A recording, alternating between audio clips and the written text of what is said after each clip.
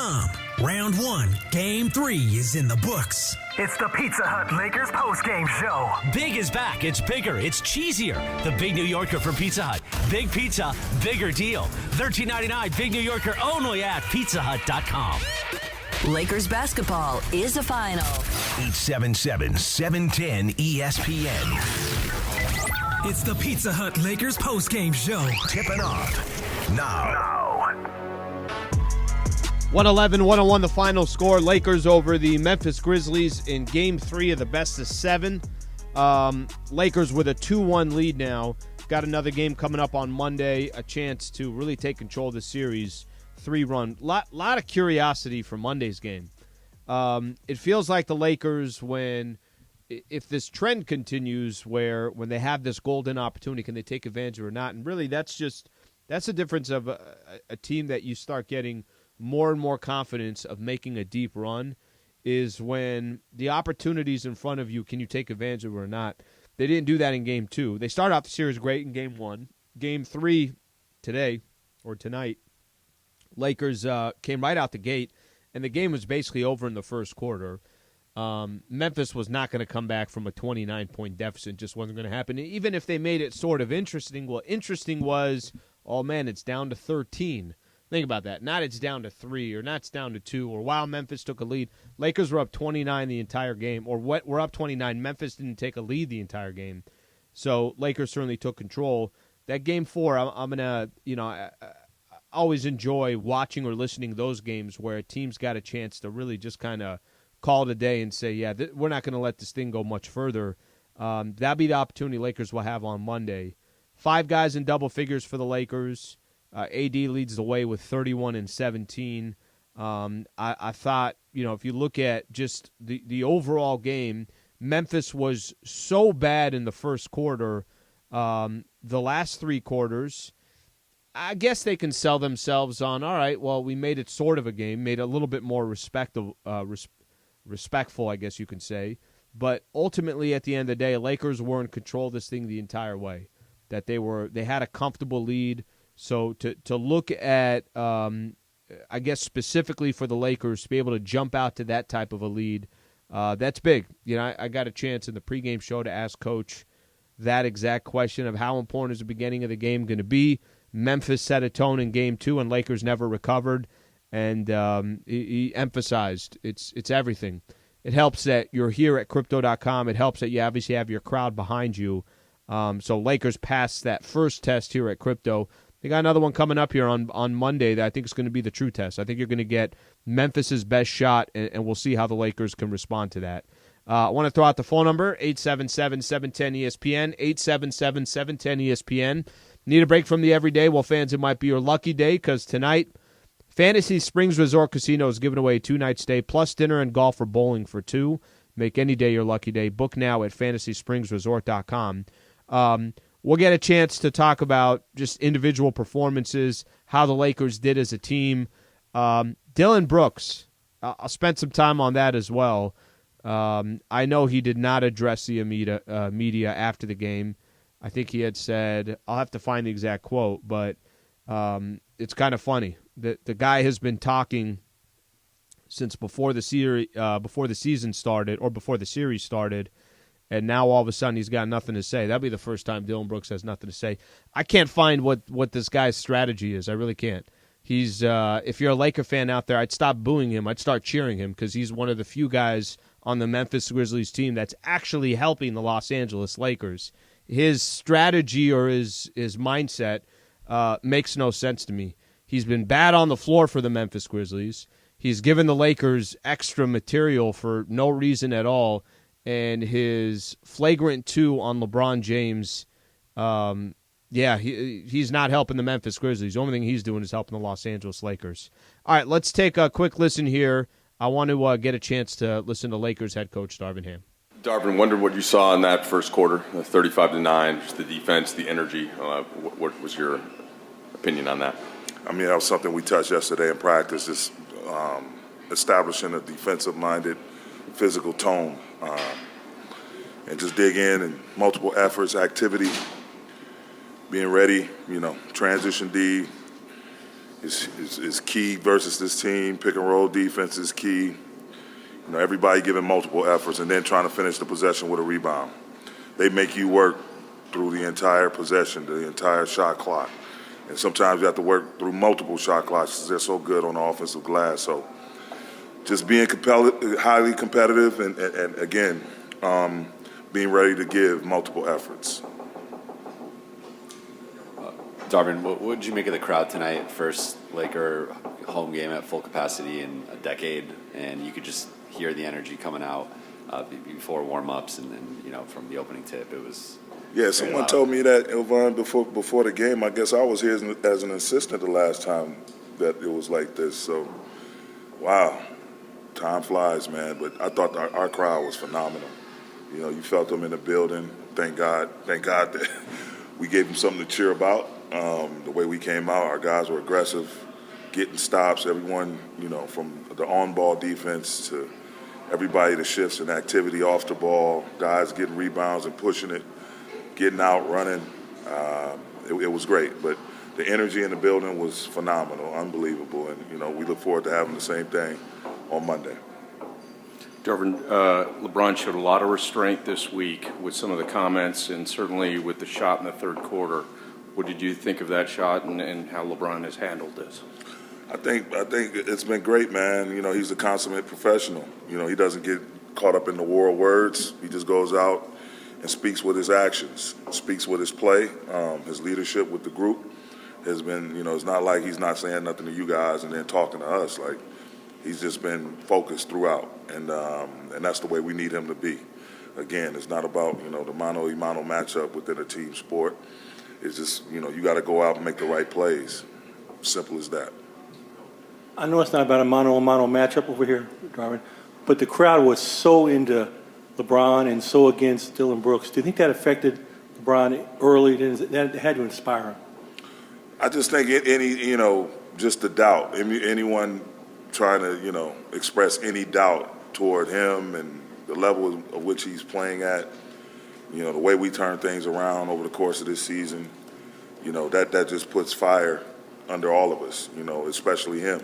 And so he's just going about his business like he's always done. And then, you know, we felt like we were, you know, less than ourselves in game two and some of the things that we didn't get done. So tonight, again, having that time, that break to really go back and focus on some of the things they did, but also dive into what we needed to do, you know, it just is what it is. And all of that other stuff, you know, those theatrics, that's for the fans. The fans that's why they pay for their tickets and to come out, cheer, boo, depending on the environment you're in, whether you're home or away, which player it is. That's all fan-based, and it's great. It makes the game, you know, intriguing, suspenseful, but for us, it's about going out and take care of our business and making sure that we're doing a good job with our assignment. Darvin, big leads in the NBA are mostly worthless. What did you think of the way your team handled Memphis's sort of repeated pushes? And what does that say about kind of their maturity, I guess, and the ability to kind of continuously kind of just keep them just far enough away? I mean, you know, as a coach, you look at it, you wish things were different, that you didn't have those lulls or those segments where you get a little loose with different possessions. But again, you know, things are not going to be perfect. And so you just try to, you know, use your timeouts properly, try to settle down a little bit, talk to the guys. You can't panic. You just have to try to sustain the wave. And teams are going to make runs, as you mentioned, with the three-point line being the way it is now, so entrenched into our game that no lead is safe. Hell, a few months back, we come down from 27 points versus Dallas, you know, and no matter how good your team is, teams get in a rhythm, you know, they get into a good rhythm and they start making plays. The thing you have to do to just understand that to up your physicality, play faster, play as a unit, not think that each or any one individual has to take it upon themselves to try to climb us out of that hole. Darvin, that first quarter might have been a product of what transpired the rest of the way for Memphis offensively. Are you okay with Ja going off like that as long as the wealth is not spread around too much? He's great, man. He's a great player. And, you know, he's been itching to get back out there with his teammates. And so the biggest thing we just got to do, we can't get discouraged. We got to have a next play mentality, and we just got to have a mindset to possession by possession. No matter what happens, we're trying to put our best foot forward, any good, bad, or indifferent. That's why he is who he is. His ability to play downhill, you try to take something away, take that away, he starts making threes. So the only thing you can do pretty much is remain competitive throughout it all. Whoever's in front of him, whoever's behind him, off the ball, no one guy is going to stop Ja Morant. It's going to take a whole defensive unit. So our ability to keep competing and not get discouraged, not drop our heads or drop our shoulders and continue on trying to make something happen on the other end to withstand that run, I thought I was proud of the guys in that regard. Darvin, we've seen Rui back up his Game 1 performance now in Games 2 and 3. It's one thing to know what a player is capable of, but have you seen him grow, whether it's confidence-wise, throughout this series? Absolutely. I said it before the game. We were thrilled when we got him, and we just encouraged him to continue working hard, to explore all facets of your game, to be assertive, aggressive.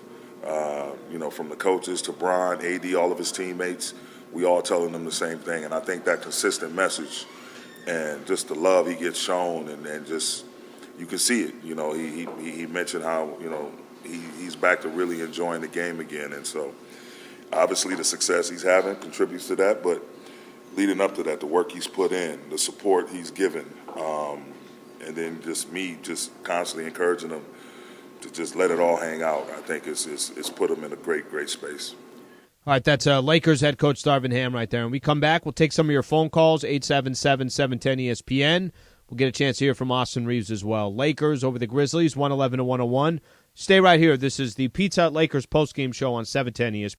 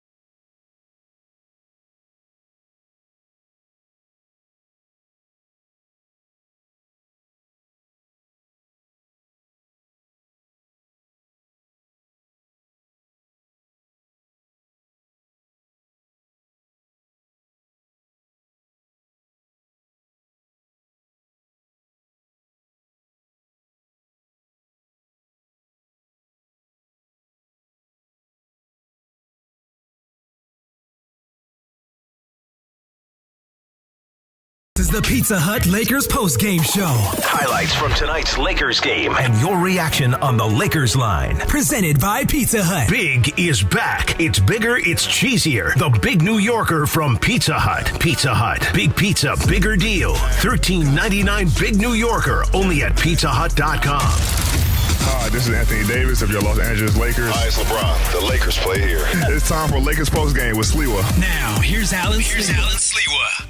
All right, Points in the Paint all season long is sponsored by Vista Paint. Right now, local residents can take 40% off on factory direct high-quality Vista Paint products. A Vista Paint team member will show you how locally owned, manufactured, and operated since 1956. Visit VistaPaint.com and start saving. Lakers outscore the Grizz in the paint 58-42. Lakers win the game 111-101. A couple things kind of stand out for me. First off, the energy at Crypto, especially in that first half, unbelievable. To have been doing, it's my fourth season now doing pre-half and post, and obviously this is a little bit different. It's different because we talked about it coming into the game. The Lakers haven't hosted a playoff game, a sold-out arena since 2013. Didn't make the playoffs for 6 years. Obviously the championship season was in the Orlando bubble. The following year, Lakers played the Suns in the first round. However, that was not full capacity because we're still dealing with COVID. Last year, the Lakers don't make the playoffs. This year, they get the play-in tournament against Minnesota, and now it's the first time against the Grizz. Just fantastic energy, and I expect that only to grow. This is kind of what sports is all about. This is what basketball, the NBA, is all about, is when you can have atmospheres like that. So I feel like that's only going to get better, especially as you go a little bit further in the playoffs or you're closer to clinching or whatever the case is. Monday is going to be louder than tonight. That's just how it's going to be, just because that the opportunity to go up 3-1, but just tremendous energy. Lakers won the game in that first quarter by going up 35-9. They had fantastic defense. Yes, Memphis was struggling from the field, but I think the Lakers had a lot to do with that. If you're the Grizzlies looking at this game, there's probably a little bit from the Grizzlies that they can sell themselves on. All right, we had a really bad quarter, but after that, we were in the game the entire way. We had 2 separate quarters where we outscored the Lakers by 10. So I think you're going to get a much better version of the Memphis Grizzlies coming up on Monday. But Lakers took care of Game 3, and that's the most important thing. Let's take a quick phone call here, and then we'll go to Austin Reeves. Steve in Harbor City. Steve, what's going on? Thanks for calling in. Hey, thank you for the vine here. So what is your opinion in the difference between the coaching style of Frank Vogel and Coach Ham? What is your subtle opinion? Steve, I appreciate you calling in. So, I mean, I would say one of the biggest difference, and it's kind of tough to say, okay, hey, this person compared to that person. Darvin Ham is a motivator. Darvin Ham is literally the definition and the blueprint of what you would call a player's coach. It's kind of his style, right? And I'm sure his perspective is a little bit different because he played in the league. He won an NBA championship in the league.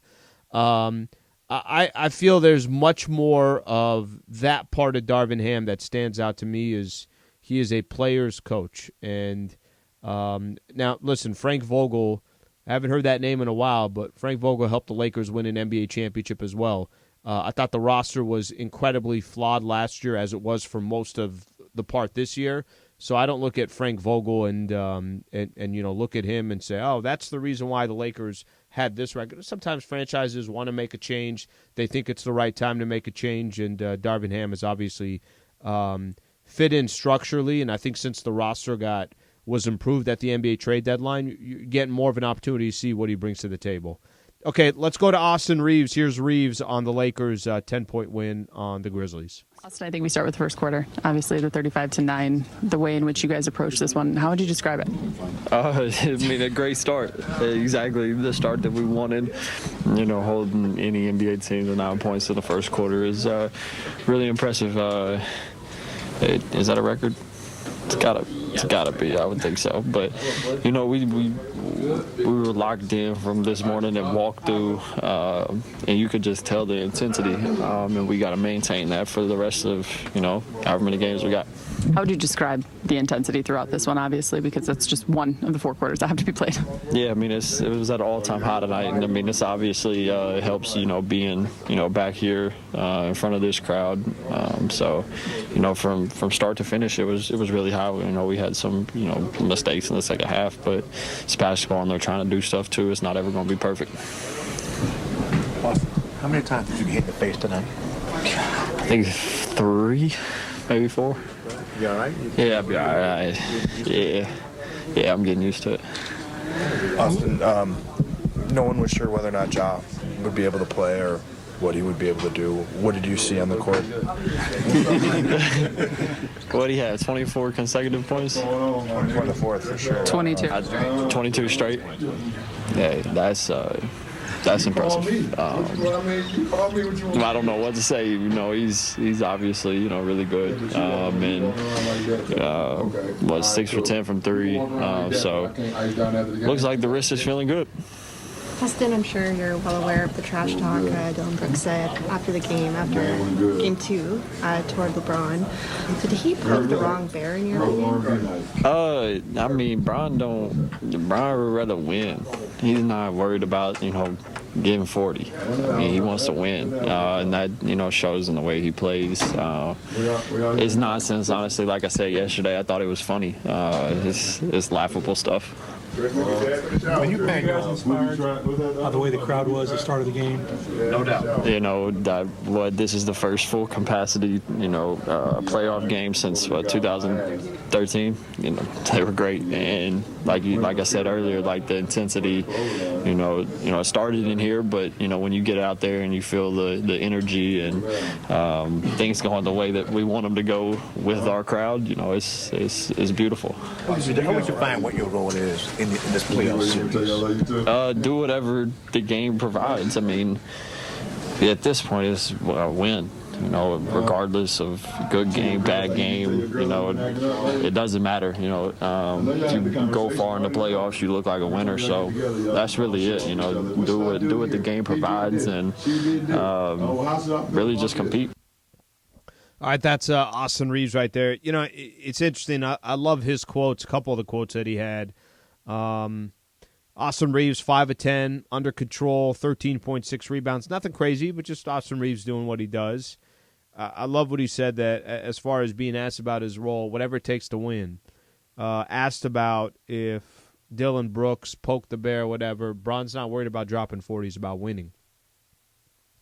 That's the one thing that I will say about this Lakers team. They got enough guys. How they get it done, I don't really think matters. Listen, when they don't get it done, we're obviously all critical. Reeves didn't have all that great of a last game. D'Angelo struggled in the last game as well. Anthony Davis we're critical about. But when they do win, a lot of these guys are kind of deflecting it, saying, well, it wasn't me. It was a good team win. Give everybody a little bit credit. You got to like that. D'Angelo Russell, 17.7 assists for him. Not efficient from the field, 5 of 14. Here's D'Lo's thoughts on the Lakers' 10-point win. D'Angelo, what did you make of the first quarter, holding them to 9 points, the energy in the building, the defense, whatever the game plan was? How did you see all that come together? Definitely fed off the energy in the building. You could feel how electric it was. Like I said, just driving to the arena, the fans, everything was just there. You could feel it. We wanted to come out with a strong start. They beat us up on their floor the last game. Want to come out and respond. How much was, D'Angelo, how much of that was fueled by, there was a lot of talk and, poking the bear and all this stuff, to collectively with the energy of the crowd and this team? Was that fueled by any of that? I can't say that. I mean, I think we just had that approach as a group, and it just kind of trickled down the group, and everybody that stepped on the floor kind of made their impact, with that aggression. So I don't know about all the other stuff in the media that's going on. I just think as a team we were ready to hit first and get the win. D'Lo, when you guys have struggled at times, it's been teams' aggression and them kind of setting the terms, I guess, like Memphis did in Game 2. How big of a key was that for you guys in prep for this game, and how important do you think that'll be for the rest of the series? Last game, I think they got off to a great start, and then we kind of won the battle after that. But the start that they got up to, it had us swimming upstream. from that point on. So we wanted to get off to a good start and try to control our own flow from there. D'Angelo, you had a good game one, tough shooting night, game two, and then kind of bounced back a little bit here tonight. What do you feel like you have to do just to be more consistent on the offensive end? It's the playoffs. It's good, bad, ups, downs. It's going to happen. Stay the course. Describe that first quarter. I mean, again, you've been a part of some games here that the crowd is really excited, but there was something about that. Can you describe what happened in that first? Yeah, I mean, I just credit the fans. Credit the fans with that one. They kept the energy right before the game started. Pre-game shooting, you could feel that. And then once we scored and got a few stops and just kind of ran it up a little bit, you can still feel that energy. And that's what I've been saying in all my interviews. Just I can feel the fans. I can feel that. And I think we do as a team, and we want to repay them with the win. D'Angelo, what did you see from AD in the third quarter? It seemed like his aggression kicked up a notch. And then I guess, secondly, you had kind of been honest about the state of your guys' like pick and roll chemistry and how that's been a work in progress. Yeah. You guys connected on a couple tonight. Has that been improving? Have you been feeling like that's getting better? Yeah, sure. I mean, the more reps we get, the better. The more comfortable. I mean, I can get with it. He's played with a lot of players, a lot of guards, obviously. So he's probably seen everything. So for myself, just trying to get those reps in to make it a smooth transition. I mean, he just dominated the game from every aspect. Rebounding, scoring, defensively. He just controlled the game, honestly. When he's playing that well and dominating the game, it's easy to follow that. Amanda? How helpful has Rui Hachimura been just throughout this whole series? Huge. He's training every day, trying to, fill in the spots to where they're allowing us to capitalize. And obviously he's making shots and guarding, rebounding. It's just our team, and everybody encourages it.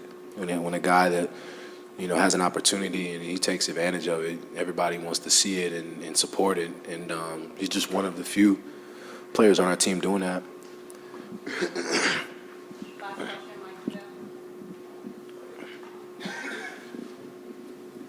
Hey, D'Angelo, as a team, only 7 for 28 from three. I just wondered, you only played the last year, had 2 days off between games. Now it's about to be every other. Do you think that rhythm could come collectively as you kind of go forward in the series with the looks that you're getting? Sure. I mean, it's hard to speak on that. It's hard to kind of predict it or whatnot. But obviously that's the rhythm that we played in throughout the season. You play on, you play off, 1 day off, just an up and down grind. So to have that many days off and be able to rest and do things, that's just not really what happens throughout the NBA season. So I think that falls more in our favor.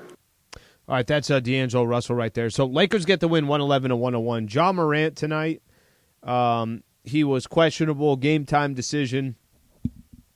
Ended up playing 42 minutes for the Grizzlies, 13 to 26 from the field.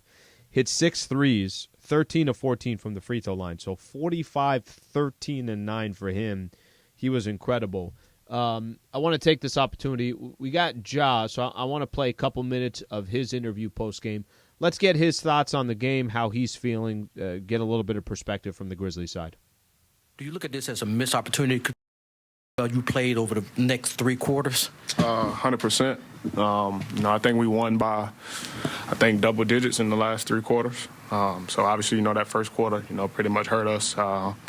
Felt like we kind of got some open look shots that fall, but I feel like, we allowed that to, let them get out in transition. And, they started scoring a lot of points, which we can't let happen. We got to play, how we played those last 3 quarters. They go on a run of our own. Yeah. Hey, Josh, just talking about, first of all, how you felt out there, man, and what was your mentality in that fourth quarter when you just got it going? It's like you tried your best to will your team to win, but just couldn't get it done. Feel pretty good, man. Obviously, some stuff you just got to, play through and tolerate. Me, I love being out there, for my team, any chance I get, especially, when we're, going to battle. I don't want to, just leave them out there, by themselves, not being able to be out there with them. So felt pretty good. And in that fourth quarter, I was just trying to, like you said, win the game. I got it going pretty good. Was making shots. Just, couldn't pretty much get over the hump. Ja, what specifically improved with you, or what was the level of improvement from game 2, not being able to give it a go at the last minute, and then tonight being able to go ahead and push through and go? No, I feel like, that's what I kind of like, about, the playoffs, when you playing one team. So, after game 1, I pretty much seen, how they was guarding me, that game. So just doing my film study from that game obviously allowed me to, know my spots on the floor. They was pretty much going under. So, me knocking down the, 3 ball allowed me to, pretty much get downhill. So I meant with the rest, the decision not to play game 2 and then the decision to play tonight, what improved with you physically to let you to move forward and play? I felt like pain would be the answer to that. All right, Ja Morant right there. So, Ja kind of giving his thoughts. It's funny. We always listen to this, and he said something that I think is a great example. You hear the Lakers saying, well, we jumped out in the first quarter, we set the tone. You hear the Grizzlies saying, well, we won the final 3 quarters. If you go look at the final 3 quarters, they were plus 16. If you add it all together, everybody trying to find a positive. The reality for the Lakers is they got the win. And you jumped out to a big lead. You held on to that lead. And this one really was never a game. The Lakers had a comfortable lead the entire way, and you never felt like it was in jeopardy. Okay, when we come back, LeBron James and Anthony Davis are taking the podium. We'll get a chance to listen to them. Stay right here. Pizza Hut Lakers postgame show on 710 ESPN.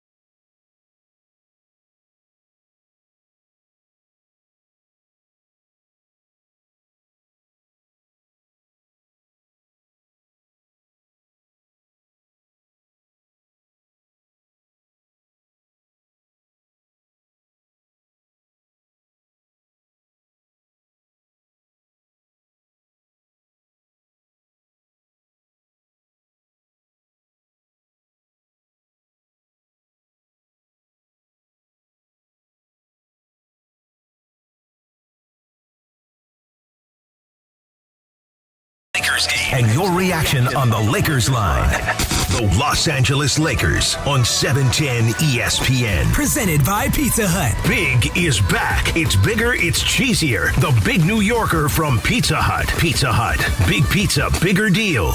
Big New Yorker only at pizzahut.com. Once again, Here's Alan Sliwa.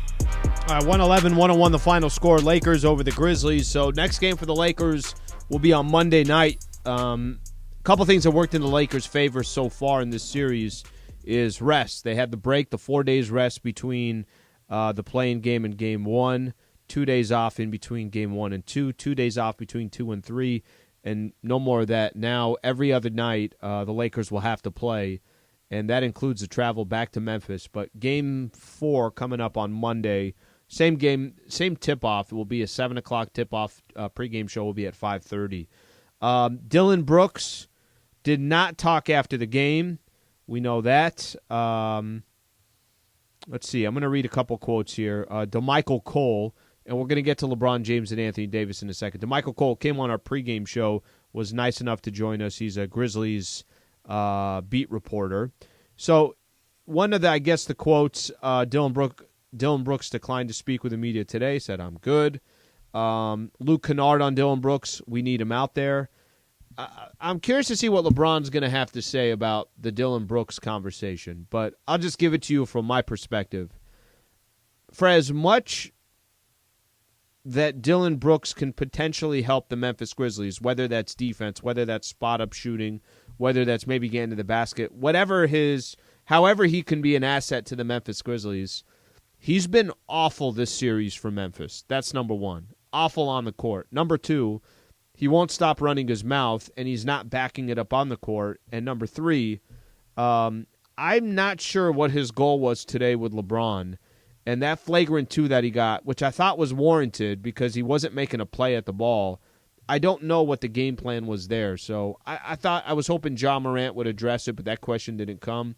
Let's get LeBron James, Anthony Davis, who are on the podium together, see if they mention anything. Here's the two of them.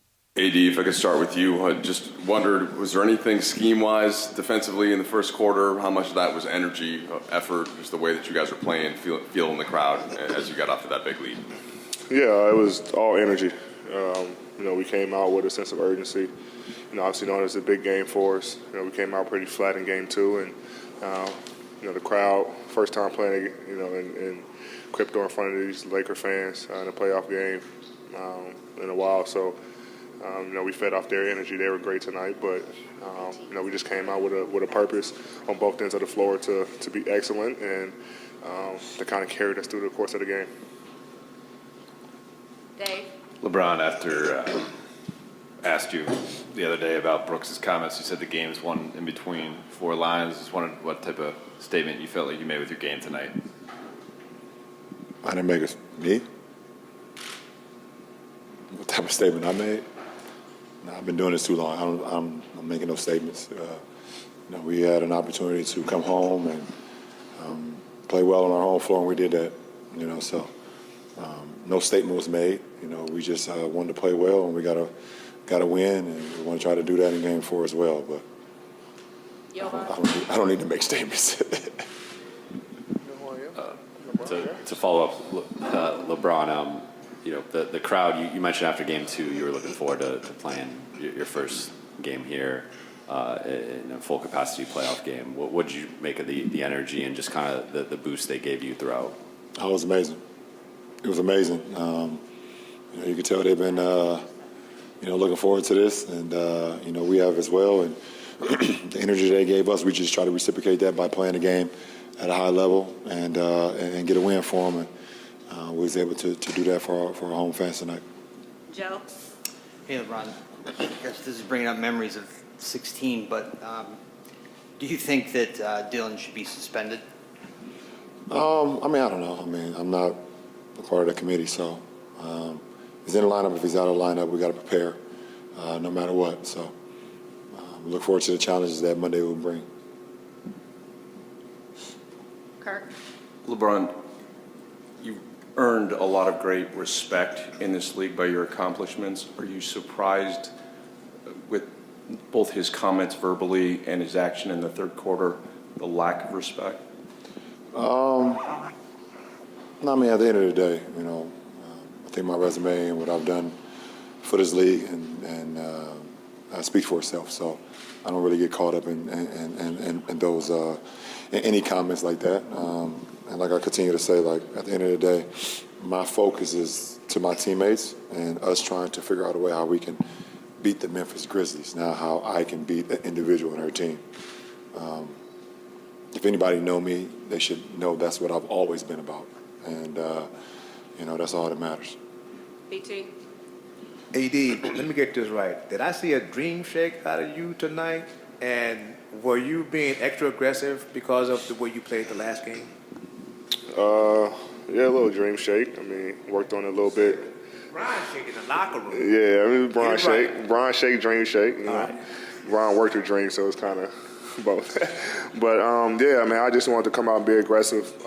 Didn't like my performance in game 2. And I just had to be better overall. The aggressiveness, picked up. Wasn't waiting for double teams. I was just trying to go quick and, make them adjust to me instead of adjusting to them, and just make the right reads out of it. I know they'll have a different game plan game 4, but my mindset doesn't change. My aggressiveness doesn't change. Got to come out and be the same player I was tonight. Dan. LeBron, we were talking about this a second ago, but now that the rhythm of the series changes to every other day, does it put more of a mental onus on kind of adjustments? And do you have to think the game a little bit more from here through the finish line?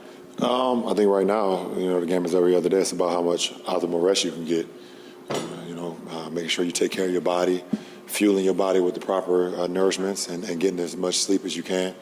Also, not falling out of rhythm. But every other day, you should. That's the most important. I know for me, for sure. And just figure out how we can, refill your cup. Is what Coach Ham always said. You refill your cup so we're ready to go on Monday with the same energy and effort that we had tonight. Hey, LeBron. Pre-game cameras caught you talking to Dylan. You haven't really talked much about his comments publicly, but in that moment, did you kind of address them privately, just between the two of you? No, it wasn't private because everybody caught it. Everybody saw it. So there's nothing private about it. It's very, very public. I like it that way. Hey, Bron. Not too many players come at you the way, Dylan publicly said that about you. So I'm wondering, how did your teammates respond to that? Do you think that had anything to do with how fired up you guys came out tonight? Like in practice, was that a talk? Was that like bulletin board material? Did it have anything to do with the way you guys came out tonight? No, I mean, no. I don't. They know what they have to do. I know what I have to do. But this is not my first rodeo. I've had this throughout my career with certain individuals. It's easy. It's literally easy if you want to.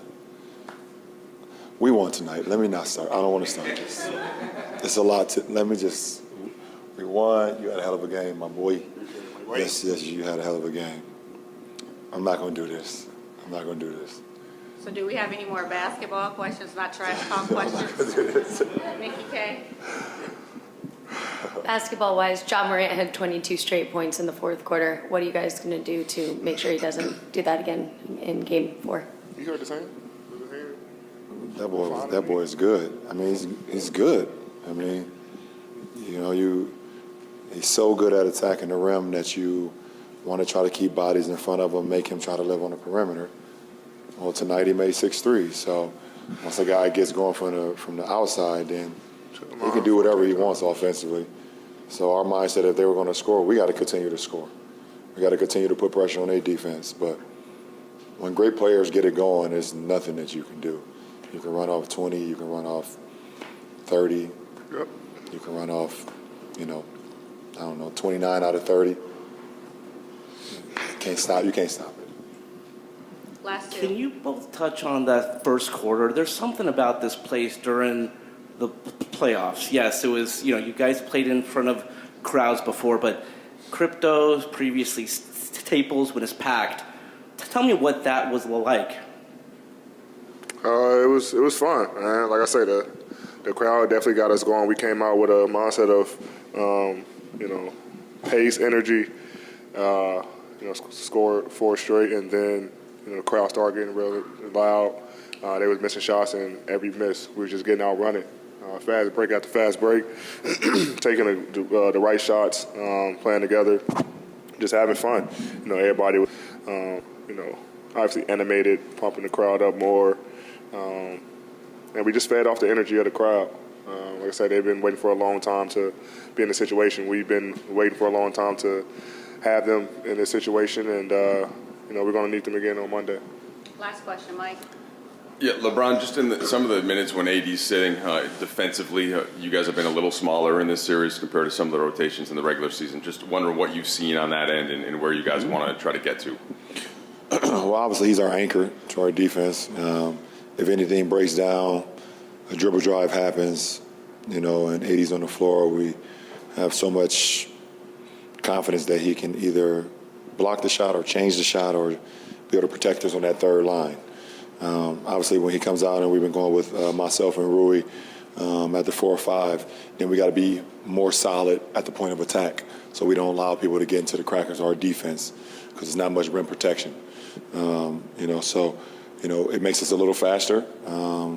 But like you said, a team like Memphis who attacks the paint a lot, the best thing we have to do is keep guys in front of us. When the shot go up, then we got to rebound. And I think we've done that, a pretty good job of that. Obviously tonight, they shot 39 threes, which is a lot for a Memphis Grizzly team. And, a lot of those was long rebounds. They did have 18 offensive rebounds. We got to do a better job of not allowing that because that's where they feed off. They feed off points off transition and also offensive rebounds. So when AD's not on the floor and he's not giving us 17 rebounds or whatever the case may be, we got to collectively be even more tuned in. All right, that's LeBron James and Anthony Davis. I thought Bron, which is always going to be the topic of conversation, will certainly be the topic of conversation till we get to Monday. I thought his quotes about Dylan Brooks just basically not here to make a statement. We've heard this a few different times now. Just not trying to get 40 points and get baited into something Dylan Brooks is doing. They're just trying to win a game. And they're just trying to win 4 to get out of this round so they can play the winner of the Golden State Warriors and the Sacramento Kings. So halfway home for the Lakers, 2 down, 2 to go in order to accomplish that. Quick shout-out here. Thank you to Michael Funches. Thank you to Rebecca Womble, Wilbert Flores, our entire social media team as well, Cody Liu and Parker Bell. Our next broadcast is coming up on Monday, so Lakers will host the Grizzlies for Game 4 right here at Crypto.com, part of the first round. Local coverage begins at 5:30. Tip-off set for 7 p.m. Thank you all who took the time to listen to the show. We'll be back on Monday, full shows, and then, like I mentioned, pre and tip-off will be 5:30 and 7 o'clock. Thank you for tuning in. I'm Alan Sliwa. This has been the Pizza Hut Lakers postgame show on 710 ESPN. Lakers Grizzlies is a Game 3 is in the books. Lakers basketball on ESPNLA is sponsored by Subaru of Glendale, the #1 volume